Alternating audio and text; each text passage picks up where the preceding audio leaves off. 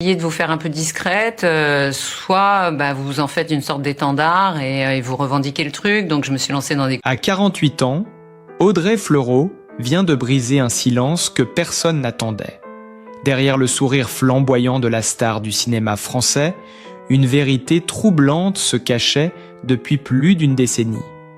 Son lien secret et déroutant avec Omar Sy, son partenaire dans le film culte Intouchable, ce chef-d'œuvre signé Olivier Nakache et Eric Toledano a bouleversé des millions de spectateurs, propulsant Omar Sy au sommet de la gloire mondiale.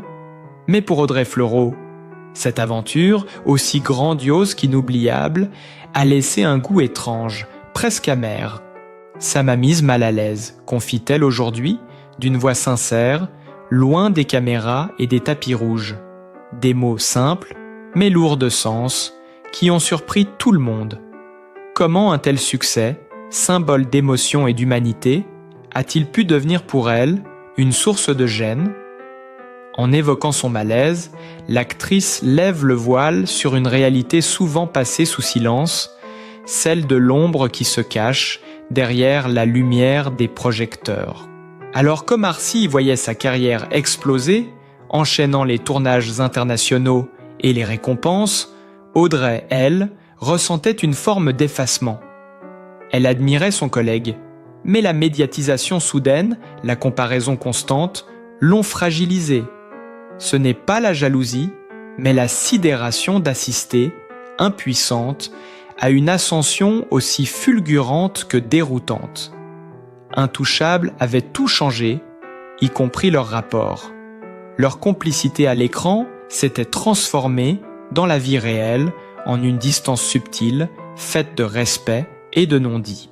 Aujourd'hui, en brisant ce silence, Audrey Fleurot offre un témoignage rare, presque intime. Derrière les rires et les applaudissements, elle raconte le vertige d'un succès qui dépasse les êtres, la difficulté d'exister à côté d'une légende en train de naître.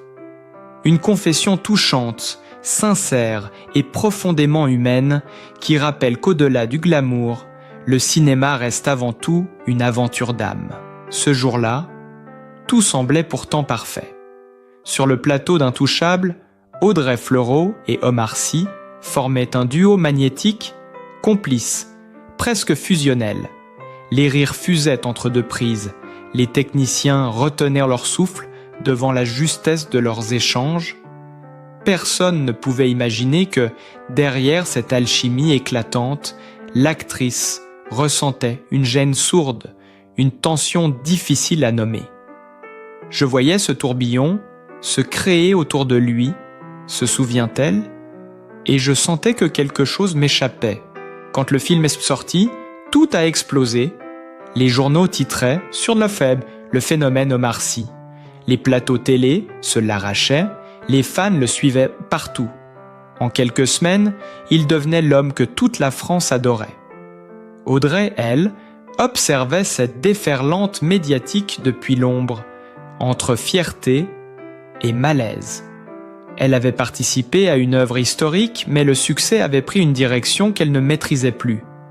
Le visage d'Omar s'imposait sur toutes les affiches, les couvertures de magazines, les prix s'enchaînaient, tandis qu'elle, paradoxalement, se sentait presque effacée de sa propre histoire. Dans les coulisses, les confidences se faisaient plus rares. Omar, happé par l'international, multipliait les projets. Audrey, elle, restait en France, fidèle à ses rôles complexes, plus discrets, mais exigeants. Le lien qu'ils partageaient s'est peu à peu transformé, traversé de silence, de regards qu'on ne s'échange plus. Ce n'était ni une rupture, ni un conflit, mais cette distance imperceptible qui naît quand les chemins de deux artistes s'éloignent malgré eux. Et pourtant, chaque fois que Intouchable repasse à la télévision, un frisson parcourt encore le public. Leur scène ensemble semble vivante, intemporelle. Mais pour Audrey, ces images ravivent autant la nostalgie que l'inconfort. J'avais du mal à revoir le film, avoue-t-elle, pas à cause de lui, mais à cause de ce qu'il représente. Ce succès immense, presque démesuré, l'a obligé à se redéfinir, à retrouver sa propre voix dans un univers qui ne parlait plus que d'un seul nom. Ce qu'elle confie aujourd'hui n'est pas un reproche, mais une vérité nue, celle d'une femme qui a tout vécu, mais qui, dans l'éclat d'un triomphe collectif, s'est découverte invisible. Un aveu qui résonne comme une fissure dans le mythe doré du cinéma français, où la lumière, parfois, brûle plus qu'elle n'éclaire. Alors qu'Audrey Fleurot évoquait son malaise face à l'ascension fulgurante de son partenaire, Omar Sy, lui poursuivait une autre quête, plus intime, plus viscérale. Derrière le sourire rayonnant de l'acteur adulé, il y avait un homme en perpétuelle recherche de sens, de racines, de vérité. C'est au Sénégal, terre de ses ancêtres, qu'il a trouvé ce qui manquait à son équilibre. C'est un voyage qui m'a, je crois, complètement modifié, a-t-il confié avec une émotion brute. Ces mots, prononcés sans artifice, dévoilent une part méconnue de l'artiste, celle d'un fils revenant à la source, à la mémoire de son père, à l'essence même de son identité. Le voyage n'avait rien d'un simple retour touristique. Il fut une traversée initiatique, presque spirituelle. Sous le soleil de Dakar, au détour des villages, Omar a ressenti battre le cœur de son histoire familiale. À chaque regard, à chaque sourire échangé, il retrouvait un fragment de lui-même. Ce n'était plus le comédien célébré par Hollywood, mais un homme humble, marchant dans les pas de ceux qui l'avaient précédé. Aux côtés de son père, il a appris le poids du silence, la force du lien, l'importance de savoir d'où l'on vient pour comprendre où l'on va. Des années plus tard, lorsqu'il est retourné au Sénégal pour tourner Yao, tout lui a semblé différent. Le pays avait changé, modernisé, vibrant d'une nouvelle énergie. Mais l'accueil, lui, restait le même, sincère, débordant, bouleversant. J'étais assez touché par la chaleur et l'accueil que j'ai reçu là-bas, a-t-il avoué. Dans les yeux des habitants, Omar n'était pas une star, mais un frère revenu au pays. Ce moment de grâce, loin des caméras et des polémiques, lui a rappelé que la gloire, aussi immense soit-elle, ne vaut rien sans racines. Pourtant, cette sérénité retrouvée contraste étrangement avec le tumulte médiatique qui l'entoure souvent. Car Omar Sy, derrière son image d'homme apaisé, a dû affronter les critiques, les malentendus, les jugements hâtifs. Ses choix, ses prises de position, sa double appartenance culturelle, tout cela nourrit un débat permanent. Mais là, au Sénégal, au milieu des siens, il n'y avait plus d'acteurs, plus de personnages, seulement un homme debout, conscient de sa place dans l'histoire, entre deux mondes qu'il tente chaque jour de réconcilier. Au moment où Intouchable déferlait sur la France, raflant tout sur son passage et bouleversant le cinéma hexagonal, Audrey Fleurot, elle, vivait ce succès à distance, tandis que les unes de journaux célébraient Omar Sy et François Cluzet. Elle se trouvait déjà sur un autre plateau, absorbée par un nouveau rôle, coupée du tumulte médiatique. Le bruit du triomphe, elle ne l'a entendu qu'en écho, comme un grondement lointain qui ne la concernait qu'à moitié. Quand elle revient sur cette période dans l'émission, en aparté, son regard trahit une émotion sincère, presque de la pudeur. Je me sentais un peu à côté de tout ça, presque illégitime, avoue-t-elle, un léger sourire mélancolique aux lèvres. Sur les plateaux télé et dans les dîners mondains, on célébrait le phénomène Intouchable comme un miracle national. Mais Audrey, discrète, préférait s'effacer. Son rôle, celui de Magali, la secrétaire rousse pleine d'esprit, avait marqué les esprits.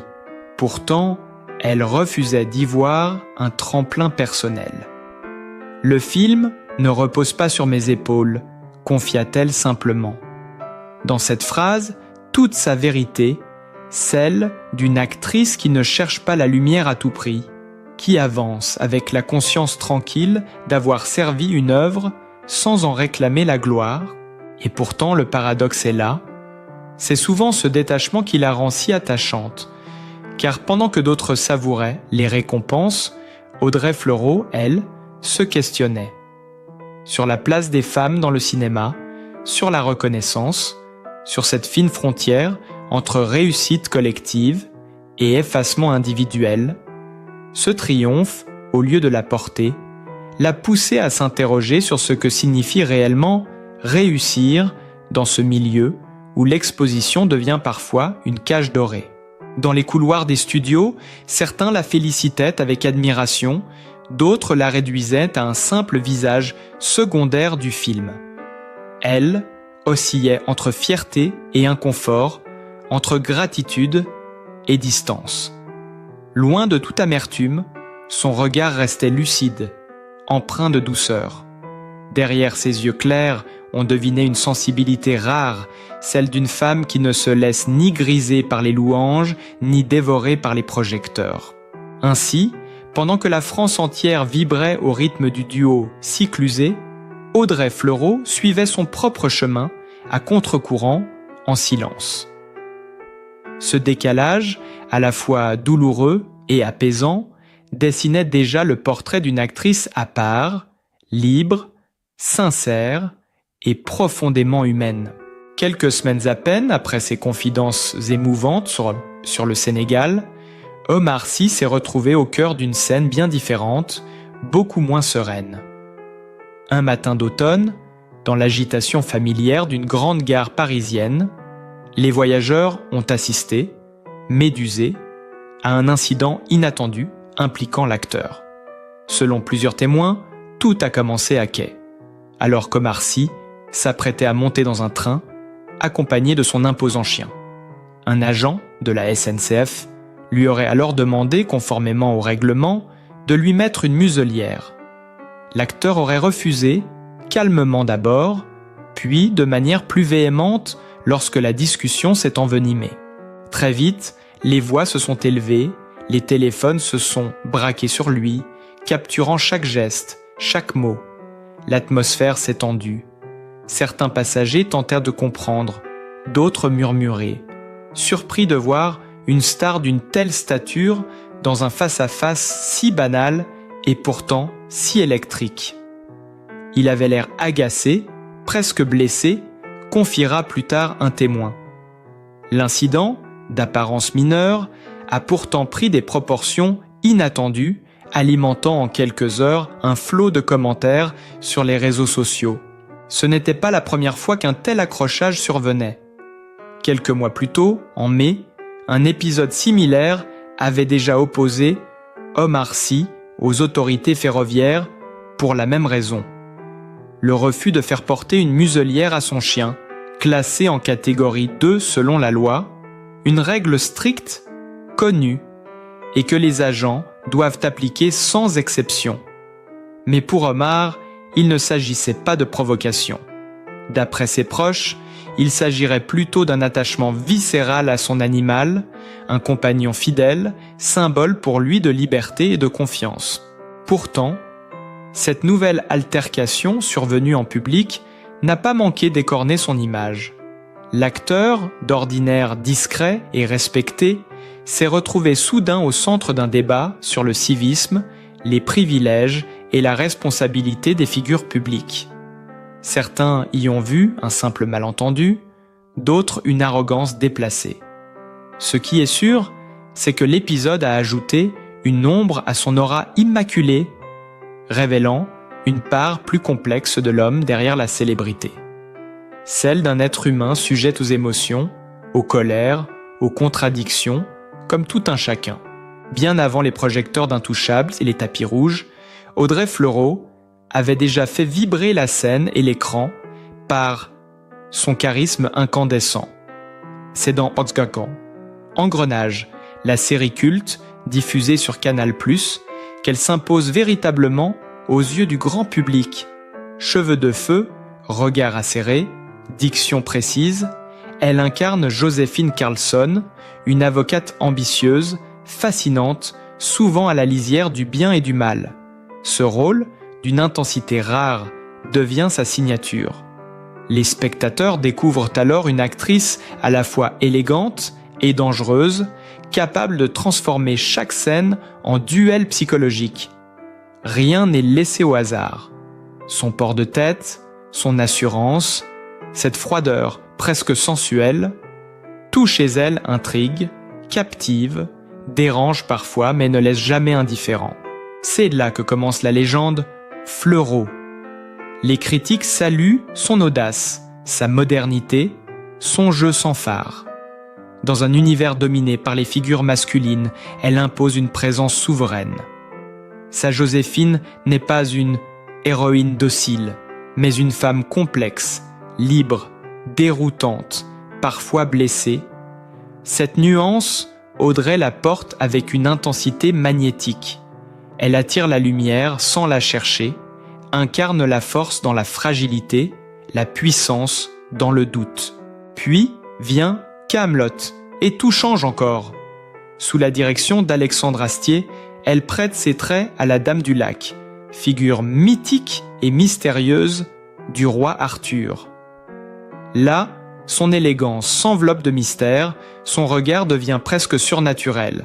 Ce rôle, aussi bref qu'inoubliable, assoit définitivement sa notoriété. Elle passe du drame à la comédie, de la froideur urbaine à la poésie médiévale avec une aisance déconcertante.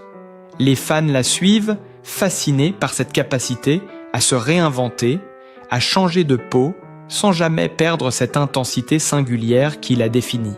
Chaque nouveau projet devient alors un événement. Audrey Fleurot attire les réalisateurs comme un aimant. On lui propose des personnages forts, féminins, ambigus, ceux qui ne se contentent pas d'exister, mais marquent, bouleversent, dérangent. Loin des clichés, elle impose son tempo, celui d'une actrice qui ne cède ni à la facilité, ni à la complaisance. Son talent explose, mais toujours avec pudeur, avec cette retenue élégante qui fait toute sa différence. Bien avant les caméras, bien avant les plateaux de tournage et les projecteurs, il y a eu une petite fille rousse, au regard curieux, grandissant, loin du faste et des illusions du cinéma. Audrey Fleurot est née à Mantes-la-Jolie, dans une famille modeste, où l'art, pourtant, n'était jamais bien loin. Son père, un artisan discret, lui apprend très tôt la valeur du travail, de la patience, du geste bien fait. Sa mère, institutrice, lui transmet le goût des mots, des livres, des histoires qu'on lit à voix basse le soir, quand la maison s'endort. Mais derrière cette apparente sérénité, les débuts sont marqués par la fragilité et l'incertitude. Audrey n'est pas une enfant de la lumière. À l'école, sa chevelure flamboyante attire les moqueries, son tempérament réservé la met souvent à l'écart. Elle observe plus qu'elle ne parle, préférant le silence des bibliothèques aux cris de la cour de récréation. C'est dans l'imaginaire qu'elle trouve refuge. Les romans, les contes, les voix qu'elle invente dans sa tête pour échapper à la banalité des jours. Ce goût pour l'évasion deviendra bientôt sa force. L'adolescence n'a rien de facile. Le doute, le sentiment d'être à part, l'impression de ne jamais entrer dans le moule, tout cela forge peu à peu son caractère. Elle se passionne pour la danse, le théâtre, ces espaces où, enfin, elle peut être autre. Sur scène, elle découvre le pouvoir de la métamorphose. Là, plus personne ne rit de sa différence. Au contraire, cette singularité devient un atout. Elle apprend à canaliser sa timidité, à en faire un moteur. Son regard s'allume, sa voix s'affirme. Elle ne le sait pas encore, mais la jeune fille fragile vient de trouver sa voie. Pourtant, le chemin reste semé d'embûches. Ses parents, lucides, s'inquiètent d'un avenir incertain dans le milieu artistique. Mais Audrey persiste. Elle entre à la Sorbonne étudie les lettres modernes, puis intègre le Conservatoire national supérieur d'art dramatique, un univers exigeant où la compétition est rude. Elle y croise des camarades talentueux, souvent issus de milieux favorisés. Elle, la fille d'enseignante et d'artisan, sent le poids des différences sociales, mais n'en fait jamais un frein. Chaque exercice, chaque scène devient pour elle un combat, non pas contre les autres, mais contre ses propres limites. Les professeurs remarquent sa précision, sa rigueur, ce mélange d'intelligence et d'émotion qui la rend unique. Audrey travaille sans relâche, cherchant moins à plaire qu'à comprendre. Elle découvre la puissance du verbe, la subtilité du geste, l'art d'exprimer sans dire. Et peu à peu, la jeune femme timide devient une comédienne affirmée, habitée d'un feu intérieur que rien ne semble pouvoir éteindre. Ce feu, c'est celui de la revanche douce sur le passé, sur les humiliations d'enfants, sur la peur de ne pas être à sa place. C'est aussi celui de la liberté, cette liberté chèrement conquise par une femme qui a dû très tôt apprendre à se battre pour exister sans se trahir. Dans l'ombre des débuts, se dessine déjà la silhouette de l'actrice qu'elle deviendra. Exigeante, sincère, insoumise, d'une intensité rare. Une femme forgée par le silence et la persévérance qui transformera la douleur de ses premières années en une lumière indélébile sur l'écran. Loin du tumulte des plateaux et de la fascination du public, Audrey Fleurot mène une vie à 1000 lieues du star system. Sa notoriété, elle la porte avec pudeur, presque avec méfiance. Car, derrière l'actrice magnétique se cache une femme profondément attachée à l'équilibre, à la simplicité, à la chaleur du foyer qu'elle s'est construit loin des excès du monde médiatique. Elle partage sa vie avec Djibril Glissant, chorégraphe et metteur en scène rencontrés dans le milieu artistique. Leur rencontre n'a rien eu du coup de foudre spectaculaire qu'on imagine dans les films.